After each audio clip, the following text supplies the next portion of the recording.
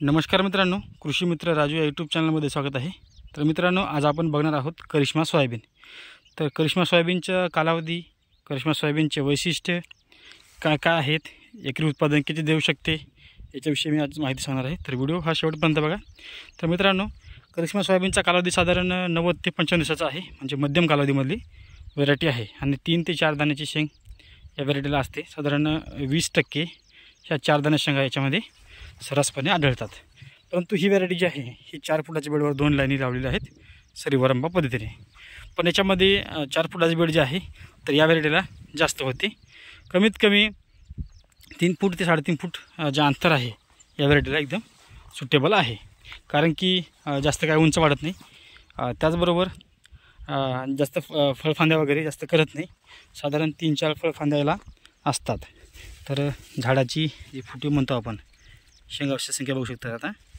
आणि हिला थोडंसं अंतर कमी पाहिजे होतं, जसं की यांनी 4 फुटाच्या बेडवर लावलेलं आहे। हे जर अंतर 3 फूट 3.5 फूट असतं तर हे चांगलं झालं असतं, परंतु यांनी एक आणखी चांगलं केलेलं आहे की 4-4 दाणे टाकले आहेत प्रत्येक ठिकाणी। तर हे याच्यामध्ये थोडंसं फायद्याचं झालेलं आहे, कारण की याचा फुटवा वगैरे एवढा काही जास्त नसतो, त्याच्यामुळे 4 दाणे याला एकदम बरोबर आहेत। 5.5-6 इंचावर 4 दाणे या पद्धतीने आहेत। आणि आळीचा सुद्धा अटॅक या ठिकाणी दिसतो थोडाफार, शाळीचा अटॅक। तर ही व्हेरायटी साधारण 12 क्विंटलपर्यंत या पद्धतीने जर आपण केलं सरीवरंबा पद्धतीने तर एकरी 12 क्विंटल उत्पादन हे देऊ शकते। जर चांगलं जर नियोजन केलं, आणखी चांगलं याच्यापेक्षा चांगलं जर नियोजन केलं, 3.5 फूट बेड वगैरे असतं याच्यामध्ये, तर हे 14 क्विंटलपर्यंत उत्पादन हिनं दिलं असतं।